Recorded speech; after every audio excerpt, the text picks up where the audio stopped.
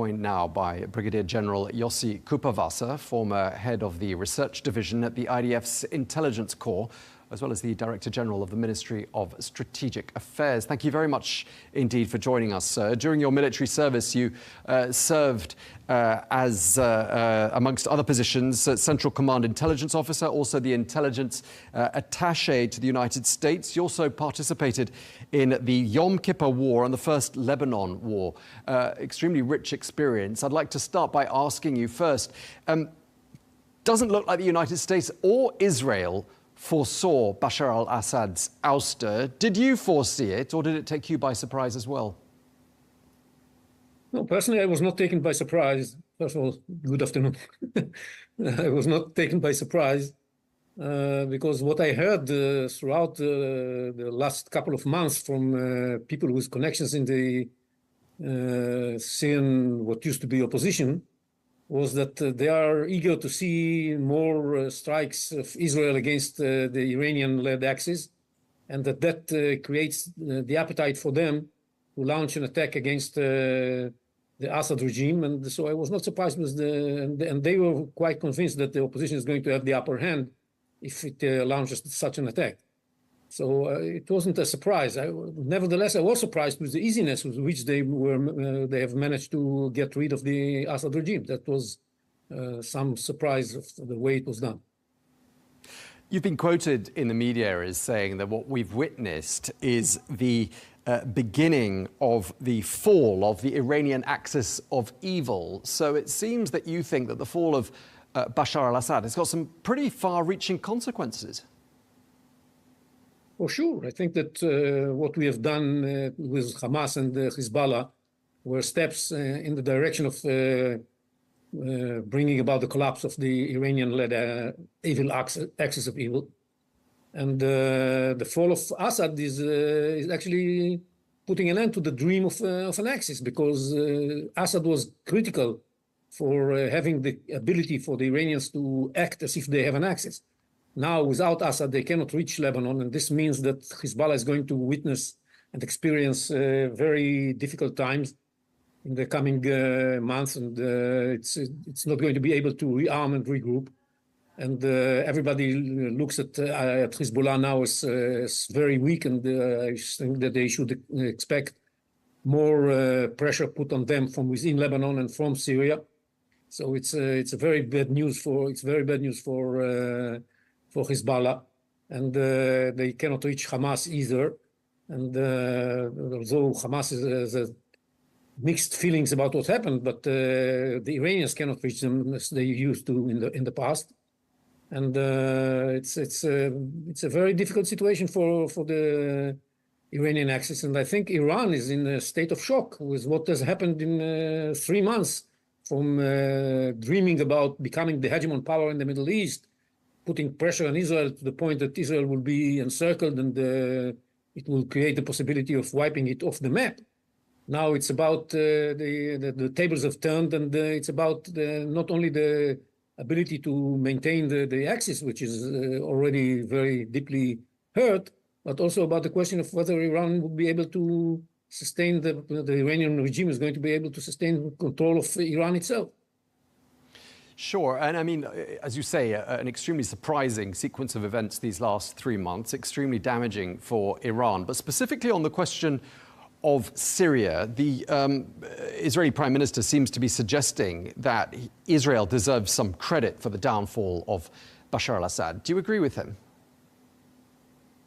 In the sense that Israel has created the conditions that made it possible for the opposition to launch the attack, yes, Israel played a role in it. I think that some credit should go also to the fact that the Russians were very busy with Ukraine, and to the fact that the Trump effect is already felt in the Middle East, and that Turkey should get some credit for the preparations they did with the opposition forces. It's not all done by Israel, but Israel was the one thing that made a difference in the last couple of months. That's credit that is well deserved by Israel for what they did, what we did. And I think that, put it this way, if Israel didn't change its attitude towards Hezbollah and hit it so hard, I doubt if the rebels would have taken the initiative. I just want to ask you, I mean, obviously Israel has carried out, we gather, some 500 airstrikes during the last couple of days on Syrian territory. The Israeli journalist and diplomatic correspondent Amichai Stein is quoted as saying that Israeli officials were told on Sunday not to give interviews on the subject of Syria. And I'm just wondering why you think, well, first of all, do you think this is true? And if so, why do you think there's secrecy, or there was secrecy in the immediate aftermath of Assad's fall, surrounding Israel's view of these developments? Well, I don't know if it's true or not, but judging by what's happening on the ground, it looks as if it was true, because we don't see many officials ready to be interviewed on the subject. But I think that the principle here is that you never regret something you never said. So let's keep quiet and do the job, and let our actions speak for themselves. So what are your actions? What is Israel doing with this buffer zone in the area adjoining the Golan Heights? What's Israel up to here? Well, we are taking the necessary steps to protect ourselves against any kind of eventuality that can emerge in Syria. Nobody knows where Syria is going now. We can be optimistic and believe that the Syrian new regime will focus on improving the living conditions in Syria and providing full rights to the citizens of Syria, and finding a way to share the responsibilities between the different factions and the sects that comprise the Syrian people, and will really focus on having a better life for the Syrians. That is something that we all hope to see, and if it happens, that's wonderful. And Israel extends a hand for cooperation, as it did during the civil war, and we are ready to help. And as the Prime Minister said, if we see an extended hand from the Syrian side, we shall definitely come to their support. At the same time, we know that some elements within the Syrian new regime are extremists, and even though they are trying now to pretend that they are less extreme than they have been in the past, and it could be true, we have to judge them by their actions. Even though they do have some tendency to extremism, and we have to make sure that if this is the way they choose, if this is the path they choose, they won't be able to use the huge amounts of strategic arms that they could have put their hand on if they so decide. So we took the necessary steps first to protect ourselves along the Golan Heights by moving into the buffer zone.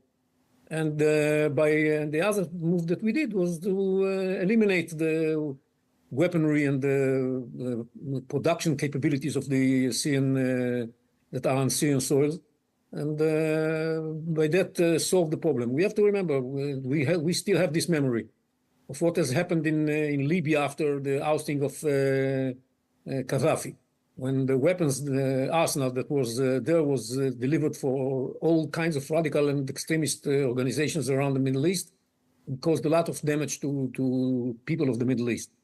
So I think everybody should thank us for depriving the radical elements in Syria from having the capability to own these weapons.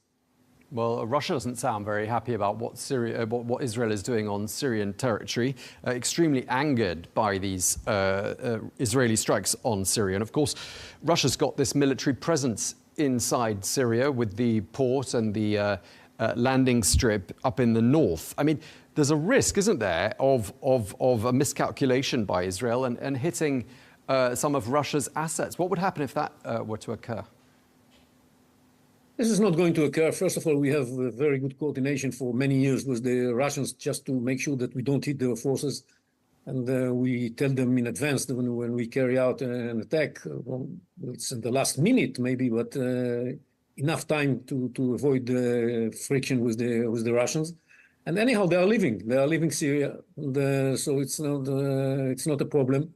And the fact is that we conducted hundreds of sorties of airstrikes in Syria in the last couple of days, and there was no problem with the Russians, so I don't think that they have to worry about that. They don't like that potential allies of them are going to not be able to take control of these weapons. but they will overcome it. The Supreme Leader of Iran has accused the United States and Israel of conspiring to overthrow Bashar al-Assad. What do you say to that? It's of course baseless, and Israel was not a party to these decisions by the rebels. These rebels are closer to Hamas than they are close to Israel, or at least some of them. The Hayat Tahrir Sham and some other groups within the Syrian opposition that led the attack are friendly with Hamas and not with Israel. So it's ridiculous. And definitely the United States has nothing to do with it either, in my mind.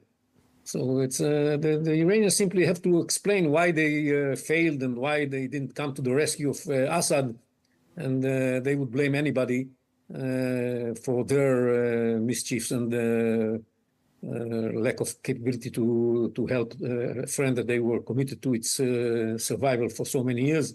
And of course, many questions are asked towards the Iranian leadership, and they don't have good answers. So the best way to handle such a situation is to blame Israel and the United States. There are some who say in Israel, some commentators suggesting that perhaps after more than 50 years in power, Assad family rule was to some extent Israel's preferred option. Do you think there's any truth in this, that perhaps the Assad regime was a known quantity and it's preferable to something unknown in your backyard?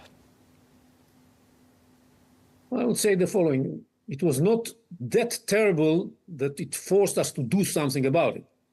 We were more worried about the fact that the Assad regime allows the Iranians to operate from within Syrian territory and to use Syrian territory in order to deliver arms to Hezbollah. That was something that we were concerned with, and allow the Iranians to use the Syrian territory in order to infiltrate into Jordan and from there to the Judea and Samaria areas under the Palestinian control, and so on and so forth. This was our concern. The Syrians themselves, as a military, we warned them again and again not to allow the Iranians and the Hezbollah to operate from their territory, and we took a lot of action in order to prevent that from happening. We carried out numerous attacks on Iranian assets and even against Syrian assets along the last couple of years, actually the last 10 years. That was the case. We didn't like Assad, but we didn't consider his presence there as a reason to take action or to oust him. And we don't use this kind of policy of removing regimes from power. It was up to the Syrian people to remove him from power, and they did it eventually. It took them a lot of time. They didn't succeed in the beginning, but eventually they managed to do that. And our preferred option is that the Syrian people will decide for himself what kind of policy and what kind of order of priorities they have, and what kind of national identity they want to have, and how they're going to overcome the different opinions within the Syrian people. This is all up to them to decide. We wish, I think, that their decision will be that they want to cooperate with Israel and build friendly relationships and a good neighborhood between us and them. We believe that if this is going to be the way they choose, there's an awful lot to gain for both sides. Definitely for Syria, if they open their hands and arms for us to help them build Syria. They have such a huge mission in front of them in reconstructing the totally destroyed land, that beautiful land that they have. And we can be very helpful in this if they choose. But they can choose also to confront us. That's another option. Inside the Syrian new government, there are forces that prefer the first option. There are forces that prefer the second option. It's up to the Syrian people to decide what is the preferred way to the future. Okay. Well, thank you very much indeed. We really appreciate you taking the time to speak to us today. Brigadier General Yossi Kuperwasser, thank you. Thank you.